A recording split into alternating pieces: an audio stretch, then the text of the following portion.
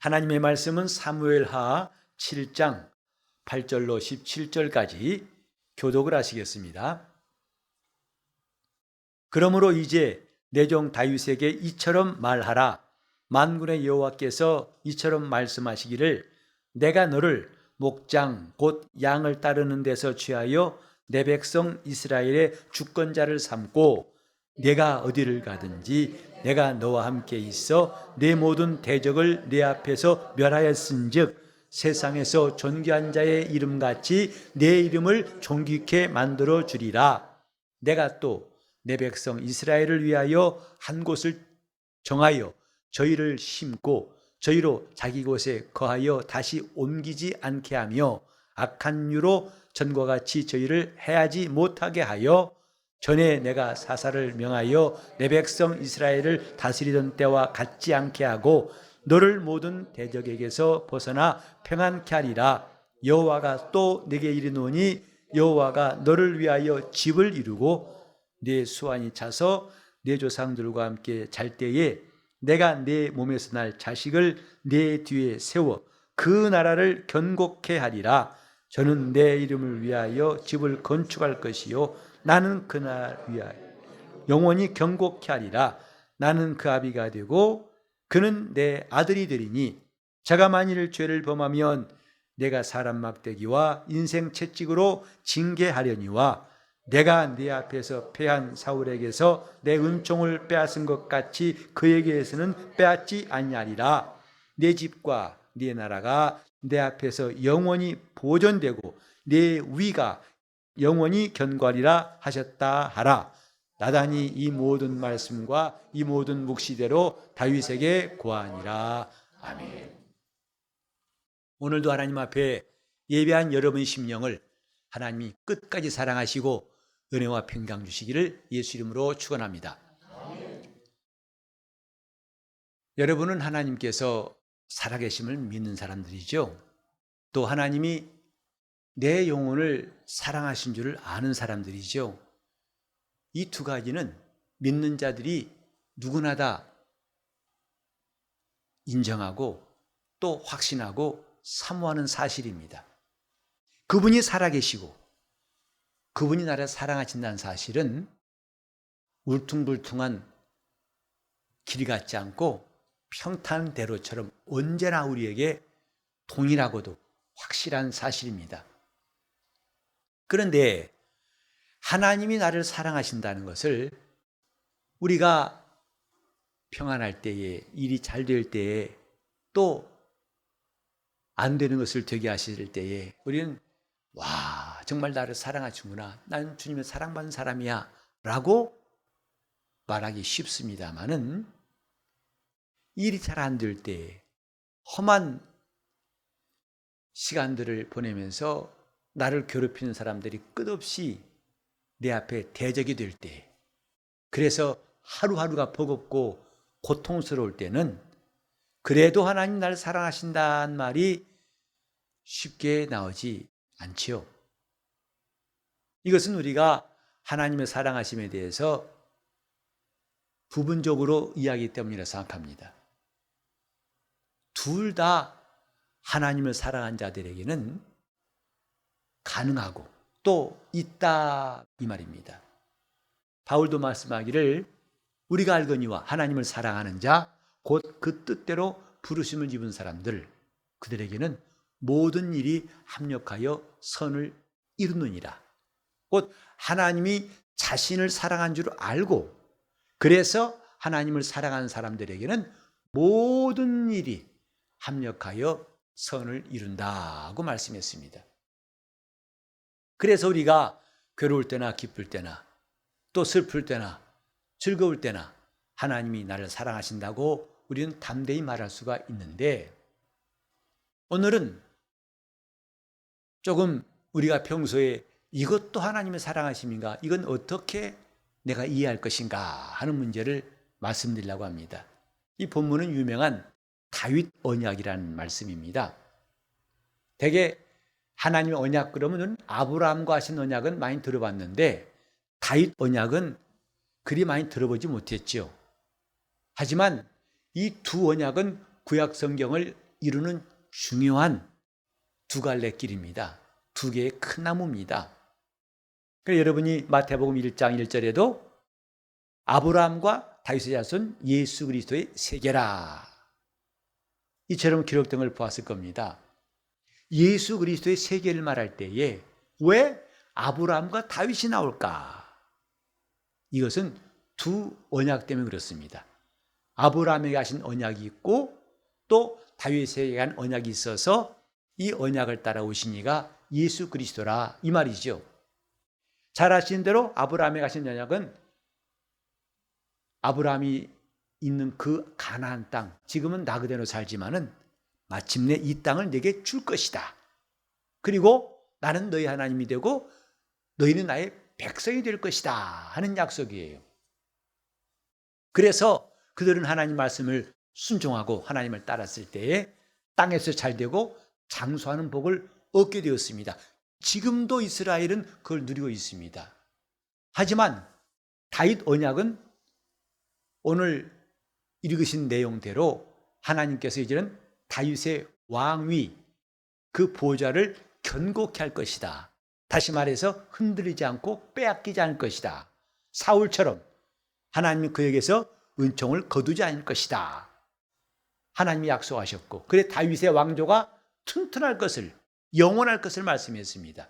뿐만 아니라 하나님께서 하신 말씀은 14절에 나는 그 아비가 되고 그는 내 아들이 될 것이다 하신 말씀에 우리가 집중해서 볼 필요가 있습니다. 왜냐하면 이것이 다윗 언약의 절정이에요. 나는 그에게 아비가 되고 그는 내 아들이 될 것이다. 아브라함 언약 때는 볼 수 없던 놀라운 약속이고, 사실은 하나님께서 이렇게 다윗 언약을 말씀하신 것은 이는 하나의 예표이고 장차 그리스도로 말미암아 그리스도의 나라가 영원하고 그리스도 안에 들어온 자들을 이렇게 자녀로 삼으시고 그들의 아버지 되실 것을 미리 말씀하신 거예요. 이 약속이 다윗과 그 자손들에게만 해당되는 거라면 우리가 이 성경을 상고할 필요가 없겠지요.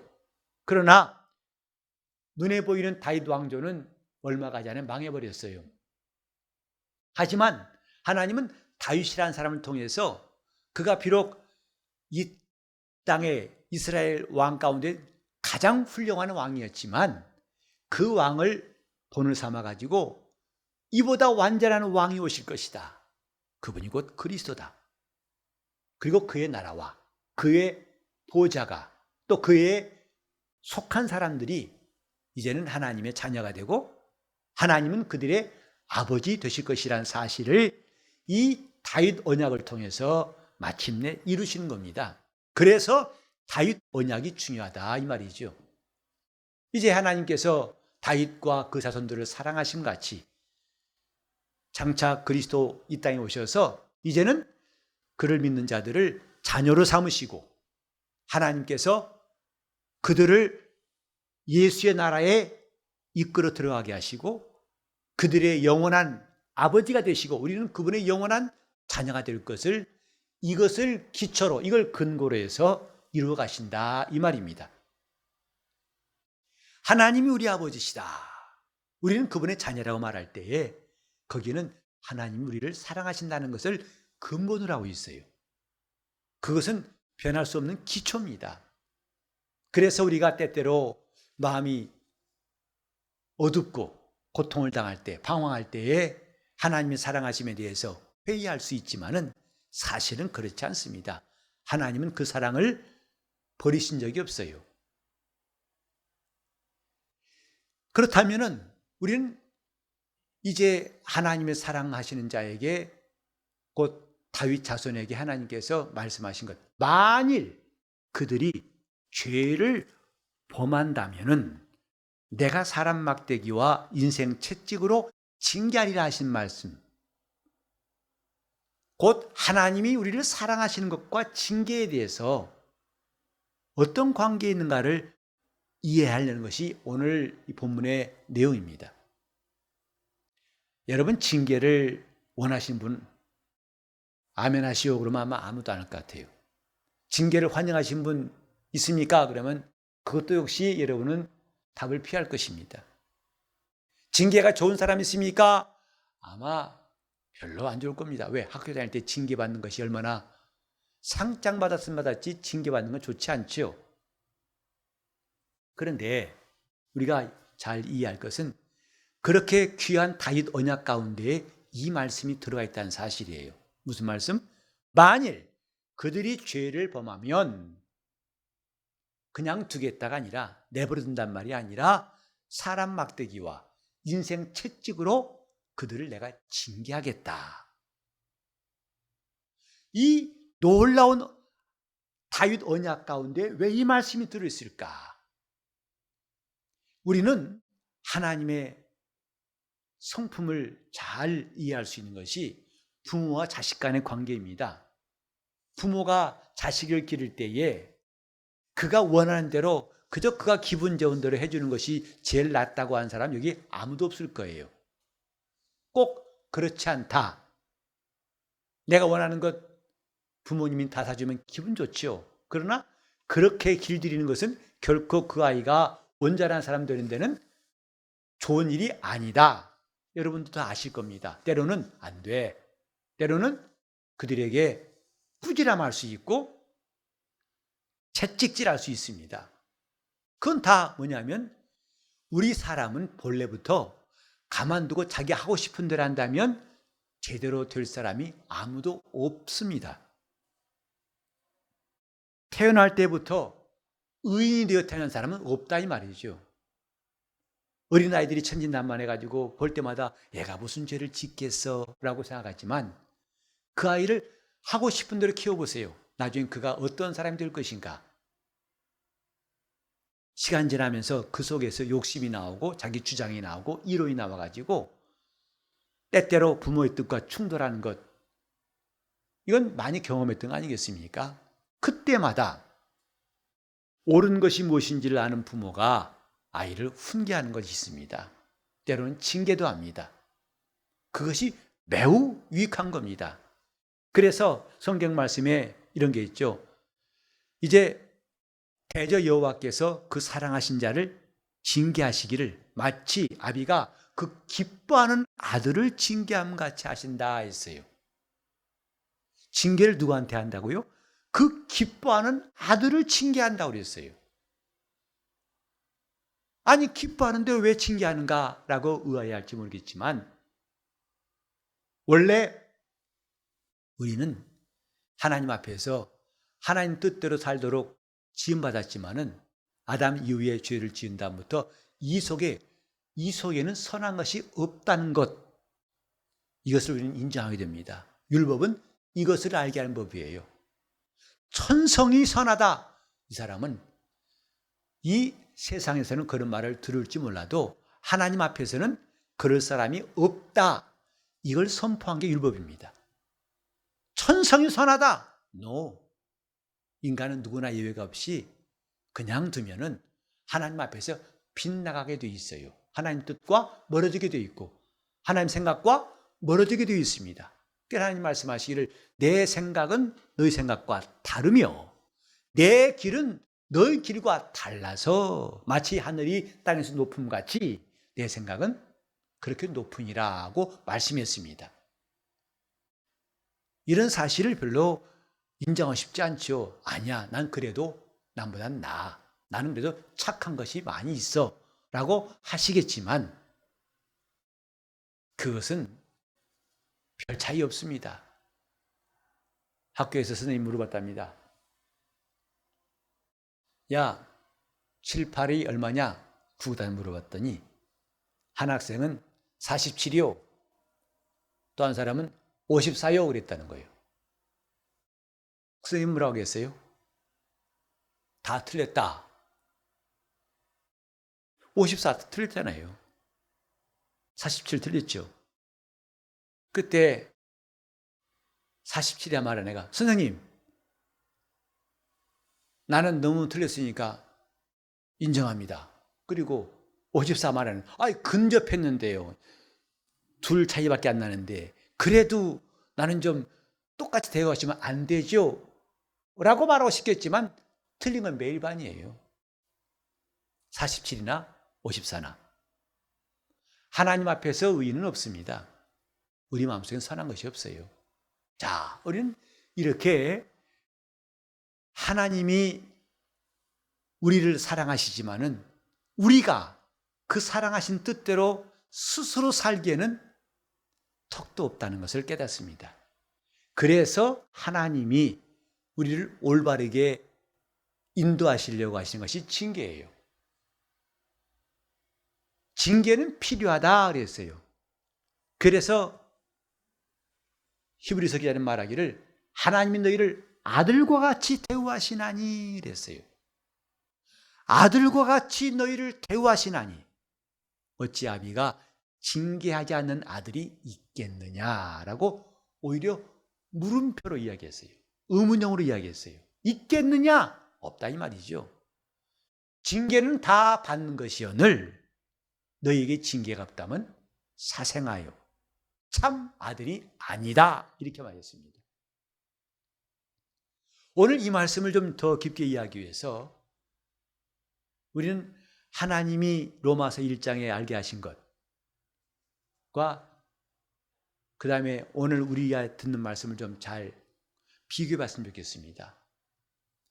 로마서 1장은 아시다시피 하나님 앞에 이방인들의 모습, 하나님을 무시하고 하나님 대신에 우상을 섬기고 하나님을 영원하게 하지 않고 오히려 우상에 절하는 인간의 부패한 모습들을 말하고 있죠. 그래서 그들이 하는 일들을 말할 때 3번이나 하나님께서는 말씀하시기를 내어버려 두사 그랬어요. 이렇게 악을 행하니까 내버려 두사.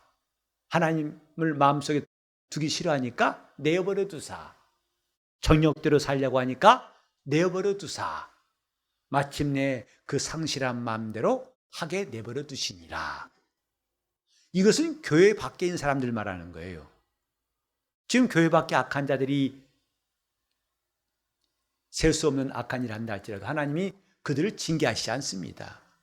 내버려 두사. 마침내 형벌에 이르게 하시는 거예요. 그러나 하나님이 자기 자녀들은 내버려 두시지 않고 징계하시는 것이라 했어요. 만약에 여러분이 징계가 없다면 오히려 스스로를 두려워해야 됩니다. 나를 하나님 버리신 게 아닌가라고 오히려 징계가 없는 사실을 자신이 두려워해야 된다 이 말이에요. 징계는 다 받는 것이오늘 우리는 하나님의 징계 없이는 제대로 설 수가 없다는 사실을 인정해야 됩니다. 징계는 다 받는 것이다. 그런데 그 징계가 없다면 이건 정말 위험한 것이다 이 말이죠. 오늘 여기에 사람 막대기와 인생 채찍은 징계를 의미합니다. 하나님께서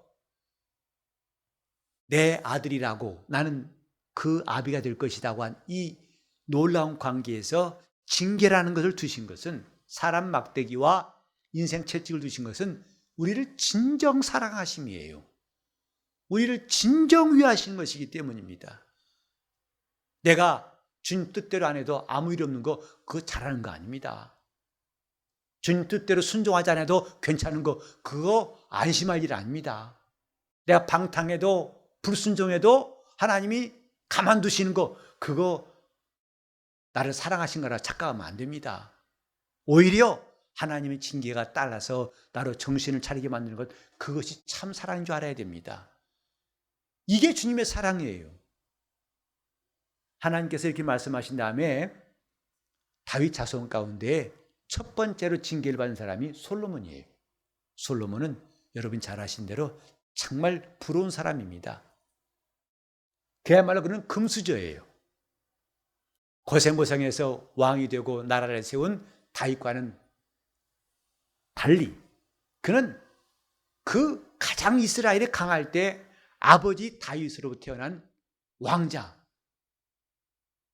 그래서 그 시작은 정말 빛나고 영광스러웠습니다. 하나님도 그를 사랑하셔서 그가 출생했을 때 이름을 직접 지으셨어요. 하나님이 이름을 지어준 사람이 과연 성경에 몇이나 있습니까?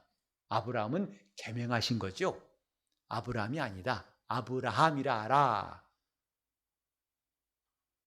그런데 원래 다윗의 아들은 솔로몬입니다. 솔로몬은 평강이란 말, 평화란 말이에요. 그런데 하나님은 그 이름을 제쳐두고 여디디아라고 하셨어요. 그 말은 뭐냐면 여호와의 사랑을 입은 자 이 뜻이에요. 하나님은 솔로몬을 이렇게 이름 지으신 거예요. 너는 여호와의 사랑을 입은 자다. 태어날 때부터 이 기가 막히진 아닙니까? 오늘 저와 여러분은 태어날 때부터 하나님 사랑받은 것은 아니죠. 죄 짓고 살다가 나중에 죽게 돌아와서 구원받은 다음부터 하나님의 사랑 안에 거한 사람들이지, 태어날 때부터 하나님의 사랑받은 사람은 아니거든요, 솔직히 말해서. 그런데 솔로몬은 날 때부터 여디디아라고 하나님이 이렇게 이름 주셨어요. 사람들이 말한 게 아니고. 그런데 그 솔로몬은 더 하나님 앞에 예쁘게 보였던 것이 성전을 건축한 다음에 기도할 때 하나님이 물어보셨죠. 내가 내게 무엇 주길 바라느냐 할 때에 그는 여러분이 아시는 대로 지혜를 구했어요. 이 많은 백성을 다스리기에 난 지혜가 없습니다. 지혜를 주옵소서.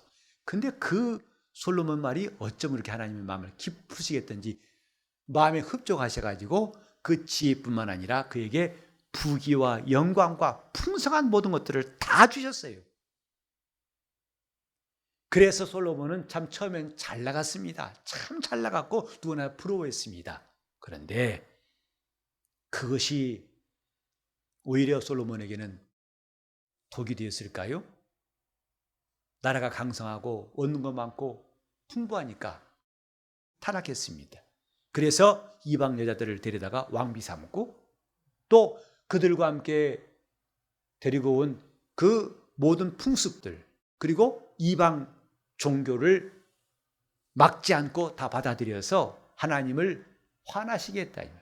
진노하시게 했어요. 하나님이 2번이나 경고했어요. 그러면 안 된다. 그러면 안 된다. 그러나 솔로몬은 듣지 않았고 마침내 하나님은 솔로몬 다음에 르호보암 때 나라가 둘로 나눠지는 일들을 맡게 됩니다. 솔로몬의 범죄 때문이에요. 이렇게 솔로몬이 범죄할 때 하나님은 말씀하신 대로 사람 막대기와 인생 채찍을 무려 3이나 그에게 붙이십니다. 첫 번째가 뭐냐면 에돔 사람 하닷이에요. 하나님께서 하닷을 일으켜 솔로몬의 대적이 되게 하시니라. 솔로몬이 원수가 나왔다 이 말이죠. 그래서 이 사람 때문에 무척 솔로몬이 힘들어하고 고난을 당했죠. 그게 끝이 아니었어요. 그 다음에도 하나님께서 르손을 일으켜서 솔로몬의 대적이 되게 하시니라 그랬어요. 그게 끝이 아닙니다. 마지막에는 결정타였어요. 누구죠? 여로보암이에요. 하나님께서 여로보암이 또한 손을 들어 왕을 대적하였으니 이 3사람은 자기들이 그런 마음이 생겨서 한 게 아니라 하나님이 그렇게 일으켜 세우셨어요. 누구로? 솔로몬의 대적으로, 사람 막대기로. 뭐 하려고? 솔로몬을 징계하시려고. 그러면 안 돼. 안 돼. 안 돼. 사람 막대기. 하나님의 징계는 대부분 거의 다 사람을 통해서 그분이 징계하시는 거예요. 오늘 여러분 삶 가운데 고달프게 한 사람 혹시 없습니까? 교회만 나오면 그 사람 때문에 그냥 마음이 무너지고 보기 싫은 사람 혹시 없습니까? 저 사람만 안 나오면 참 좋겠는데 라고 생각해 본 적 없나요? 어쩌면 그 사람은 하나님이 세운 사람 막대기일지 몰라요. 인생 채찍일지 몰라요.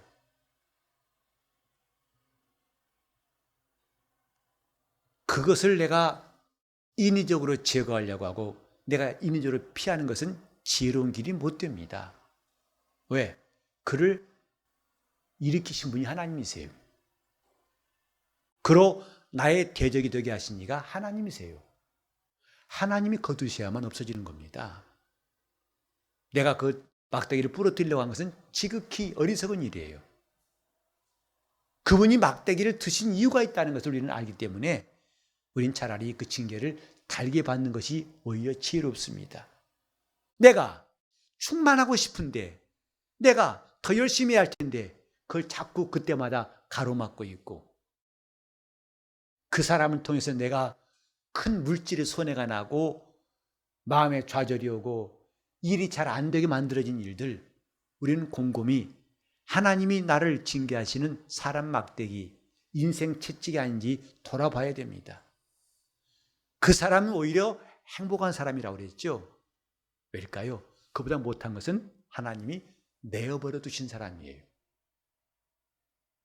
회개 안 해도 내버려 두시고, 기도 안 해도 내버려 두시고, 말씀을 들을 때 은혜가 안 돼도 내버려 두시고, 이건 진짜 위험한 거죠. 그때 깨닫게 하시려고 내게 막대기를 세우실 때 오히려 하나님 나를 사랑하신구나 하고 깨닫는 것, 그건 제대로 본 겁니다. 징계는 다 받는 것이었느니라고 성경에 말씀했어요. 누구나 다 징계가 있습니다. 저에게도 징계가 참 적지 않은 징계가 있어 왔어요.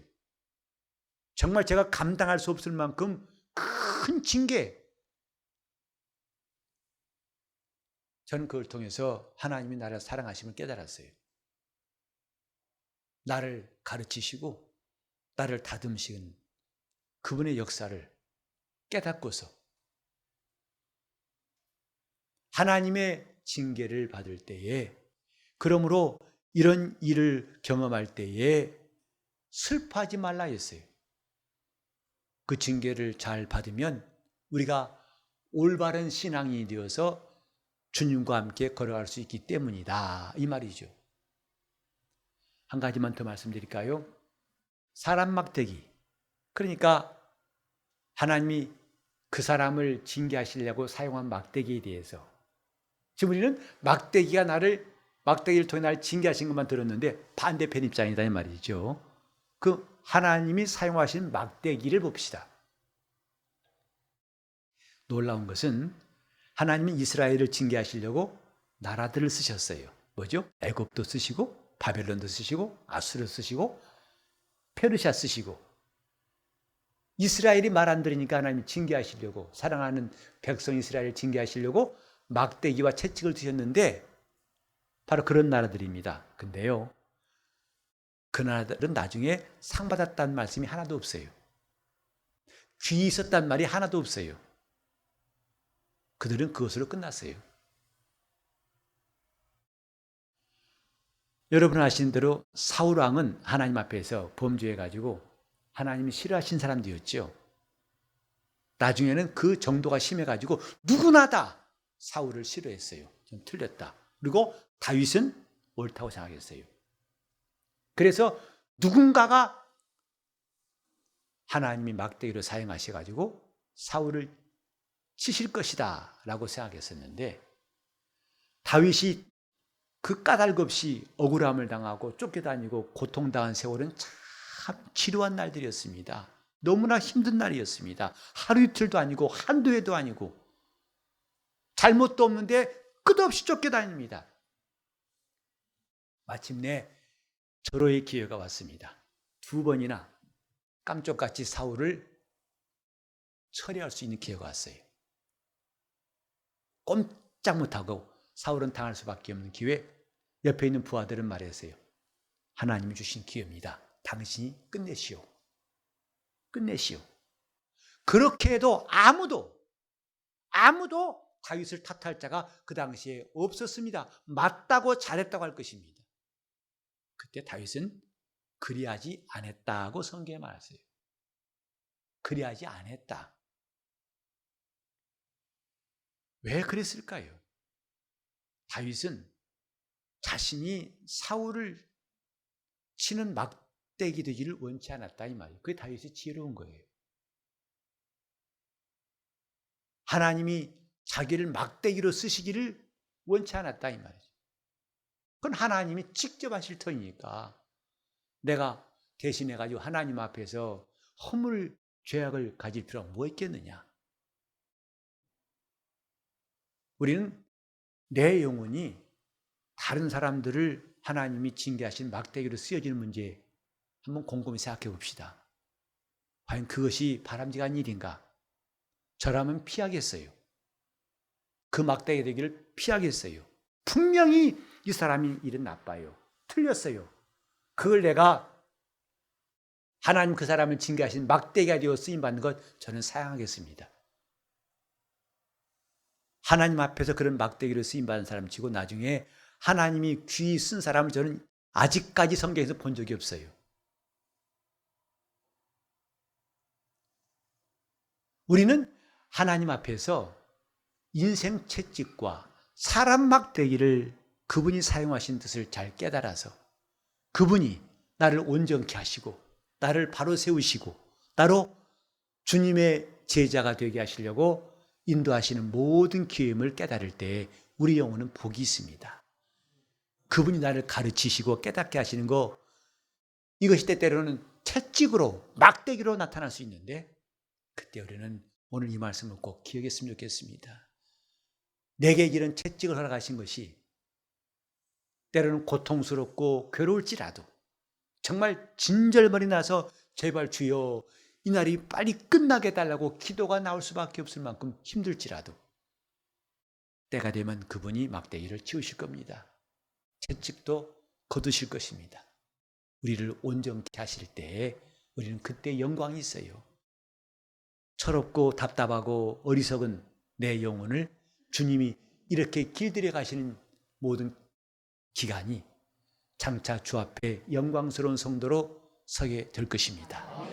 우리는 지금 사람 막대기와 인생 채찍을 우리 앞에 두신 하나님의 뜻을 깨달으시면서 내가 주의 뜻대로 온전히 악인의 꾀를 쫓고 싶은 이 본능을 제어하고 죄인의 길을 따라가고 싶은 이 본능을 제어하고 오만한 자의 자리에 앉고 싶은 이 속성을 절제할 수 있도록 그분이 드시는 인생 채찍을 우리는 감사함으로 받기를 바랍니다.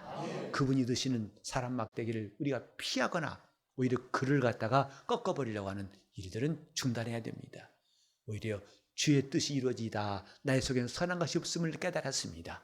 이제 선하신 주의 뜻대로 되기 원합니다 하고 주님께 더 가까이 나갈 수 있는 기회가 되시기를 예수 이름으로 축원합니다.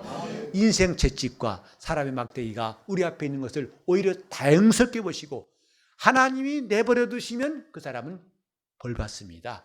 징계와 형벌은 달라요. 징계는 사랑하신 자에게, 형벌은 하나님이 버리신 자에게 하시는 거예요. 징계는 형벌이 아닙니다. 징계는 그를 온전케 하시려는 그분의 막대기요 채찍일 뿐입니다. 우리가 바로 서면 그분은 또 우리를 선하게 아름답게 영광스럽게 인도해 주실 것입니다. 주님 앞에 온전한 신앙이 되기 위해서 주님 내 앞에 굽어진 길이 펴지게 하시고 어두운 영혼이 밝게 도와주시고 좁은 마음을 넓게 열어주시고 이제 내 앞에 밝기 빛나는 평탄 대로가 있도록 내가 빛 가운데로 걸어갈 수 있도록 주님 때때로 괴로울지라도 때때로 즐거울지라도 항상 주님이 사랑하신 사람 되게 해달라고 통성으로 기도하시겠습니다. 하나님 아버지, 우리가 주님의 인도받기 원합니다. 주님의 돌보심이 얼마나 귀하고 주님의 사랑받는 것이 얼마나 놀라운 것인지 깨달았습니다. 주님 우리와 함께 하심을 날마다 깨닫고 감사함으로 평안할 때나 힘들 때나 풍파 일어날 때나 또 잔잔할 때나 감사하게 도와주시옵소서. 하나님 아버지, 내 마음대로 내 뜻대로 되지 않은 것 때문에 힘들어하고 더더욱이 내 대적이 일어나서 나를 괴롭게 할 때 너무나 버겁고 힘들었던 시간들이 많았지만은 이때에도 하나님 나를 사랑하심을 깨닫게 도와 주시옵시고 사람 막대기와 인생 채찍으로 우리를 훈계하시고 또 징계하신 하나님의 사랑을 깨닫게 도와 주시옵소서. 이로 인해서 우리 영혼이 밝아지게 도와주시고 또 굽은 길이 펴지게 도와주옵시고 좁은 길이 넓어지게 도와주옵시고 안 되는 것이 형통케 되는 역사가 이루어지게 도와 주시옵소서. 아버지 하나님, 우리 가운데 한 사람도 사람을 치는 막대기로 쓰임받는 사람이 없게 도와 주옵시고, 하나님의 선하신 일꾼으로만, 거룩한 그릇으로만 쓰여지는 역사를 허락하여 주시옵소서. 주님, 나의 입술의 모든 말도, 내 말도, 또 내 행위가, 모든 삶도 하나님 앞에 선한 그릇으로, 하나님 앞에 거룩한 그릇으로 쓰여질지언정 남을 치고 때리는 막대기로 쓰임받은 사람이 한 사람도 없도록 우리 성도들을 붙잡아 주시고 거룩한 은혜가 함께하여 주시옵소서. 우리 삶 가운데로는 풍파가 일어날지라도 낙심하지 않게 도와주옵시고, 내어버려 두시는 것을 참으로 두려워하게 도와주셔서 하나님의 인도를 받고 때때로 하나님 주시는 모든 은혜를 모든 것 다 감사히 받도록 우리를 인도하여 주옵소서. 예수 이름 받도록 기도를 이옵나이다.